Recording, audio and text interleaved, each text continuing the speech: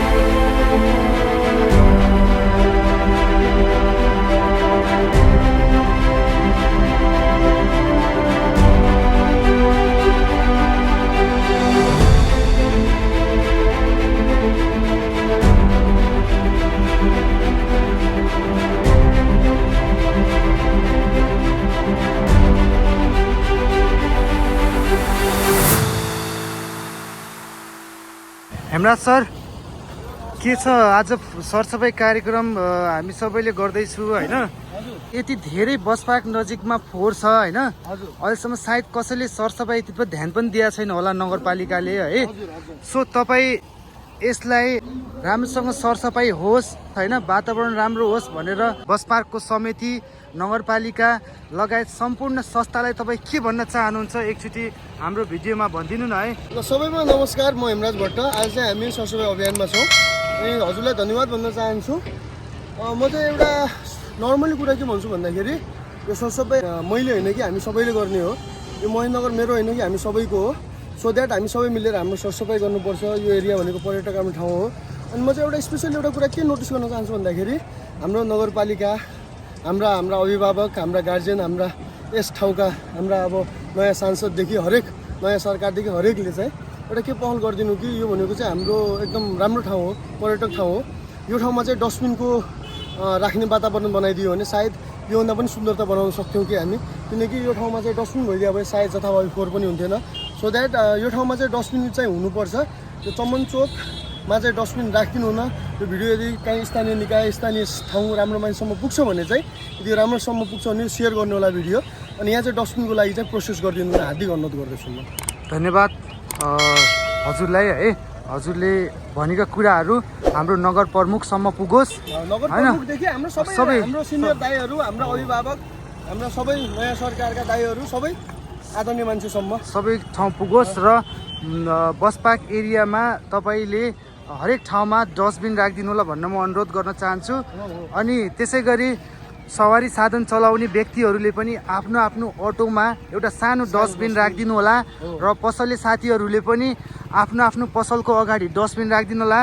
र बाटोमा हिँड्ने दिदीबहिनी तथा दाजुभाइहरू सबैजनाले तपाईँहरूले प्लास्टिक बोक्नुहुन्छ, झोला बोक्नुहुन्छ, यहाँ तपाईँले चुरोट, बिडी, खैनी जे पनि तपाईँले खानुहुन्छ तल नफालिदिनु होला।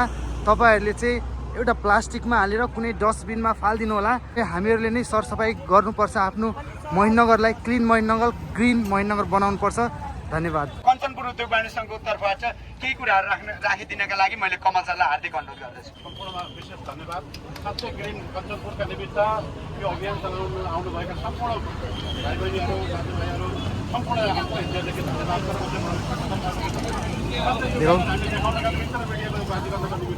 कञ्चनपुरलाई ग्रिन कम्पसपुर बनाउनका निमित्त यो चेतना आउने पिँढीसम्म पुर्याउनका निमित्त हामी कञ्चनपुरलाई ग्रिन एनर्जी बनाउनका निमित्त 2 फिट होइन 200 फिट खोज्छौँ। कञ्चनपुर उद्योगवाणीसँग निरन्तर यसका लागि प्रयास गर्नेछ। त्यसको लागि साथ सहयोगका लागि पनि पूर्ण आशा गरेका छौँ र आज धनगढी भन्दा कञ्चनपुरले सरसफाइ अभियान अलिकति ब्याक भएको देखेको अवस्थाले कञ्चनपुर उद्योगवाणीसँग पनि यसको लागि विशेष पहलका लागि अगाडि बढ्न सुरु भएको। यसका निमित्त कञ्चनपुरका युवा साथीहरू युवा दाजुभाइहरू युवा साथीहरूले स्पेसल रूपमा को कहीँनिर फोहोर गर्दैछ भने हात जोडेर नमस्कार गरेर के गरेर हुन्छ उहाँलाई विनम्र अनुरोध गरेर एकचोटि गरेको फोहोरलाई दोस्रोचोटि नगरोस् भन्ने कुरा जनचेतना मात्र सोसल सेक्टरका मात्र भने म विनम्र अनुरोध गर्दछु र कञ्चनपुर उद्योग वाणिज्य सङ्घलाई यो ब्यानरले सहित हामी उपस्थित भएर सहयोग गर्नु सम्पूर्णलाई अन्तर्हृदयदेखि धन्यवाद दिँदै फेरि पुनः पनि हामी कञ्चनपुर उद्योग वाणिज्य सङ्घ ग्रिन कञ्चनपुर बनाउनका निमित्त ग्रिन भीमदत्त बनाउनका निमित्त कुन के प्रयास हुन्छ साथ सहयोगका लागि हामी निरन्तर छौँ भन्ने पूर्ण आशा सहयोगमा छौँ भन्ने पूर्ण आशा राखेका छौँ र यति भन्दै म 2 शब्द यही टुङ्ग्याउँछु। धन्यवाद।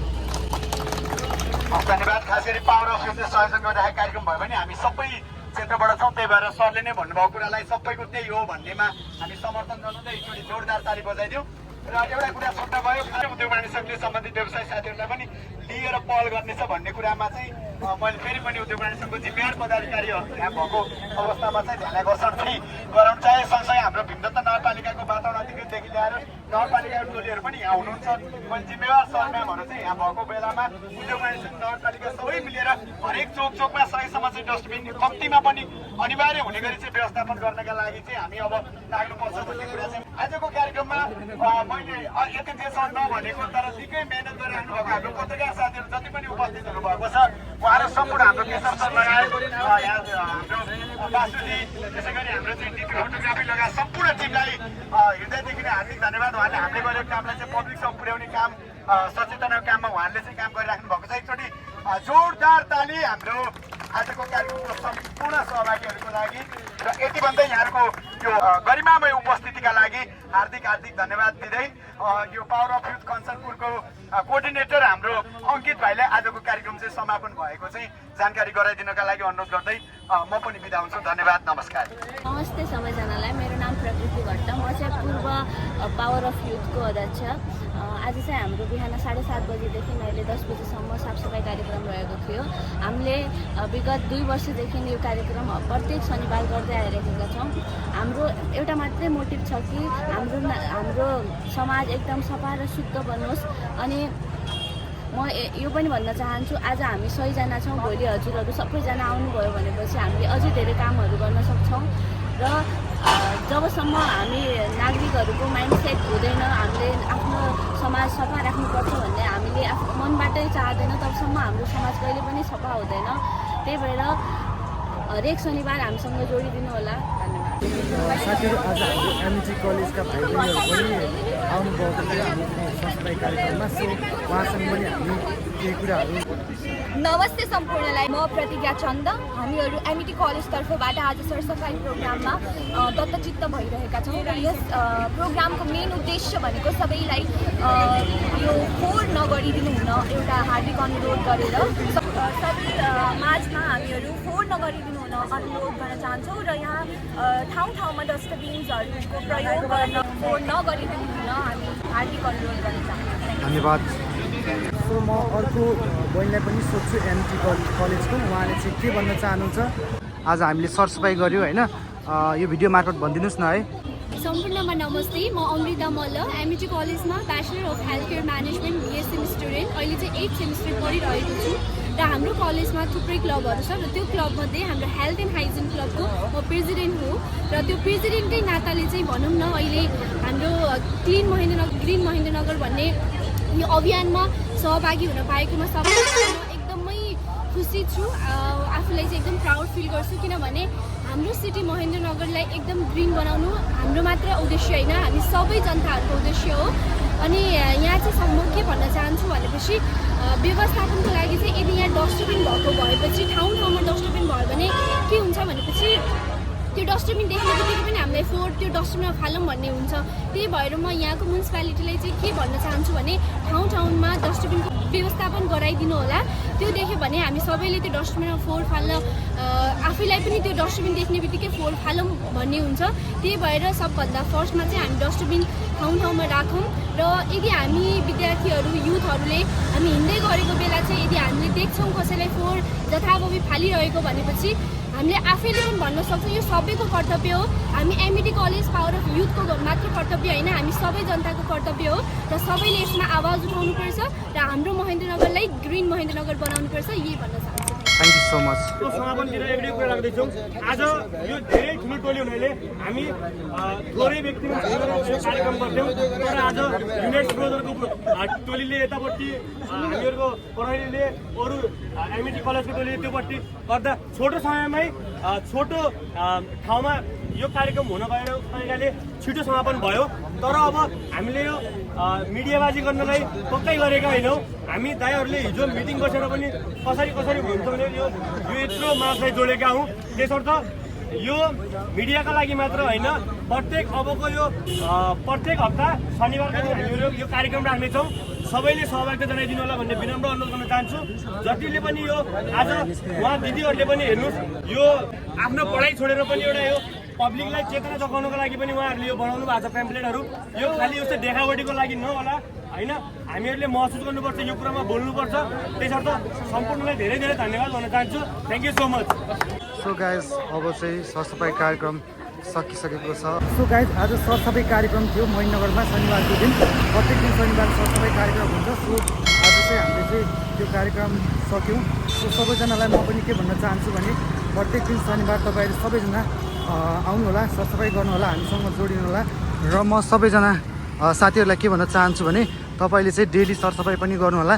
जहाँ फोहोर देख्नुहुन्छ त्यहीँबाट नै सफा गर्नु होला। र साथीहरू तपाईँले हामीलाई फलो गर्नु भएको छैन, फलो गर्नु होला, लाइक सेयर सब्सक्राइब अनि सबैजनाले यो भिडियोलाई सेयर गर्नु होला है।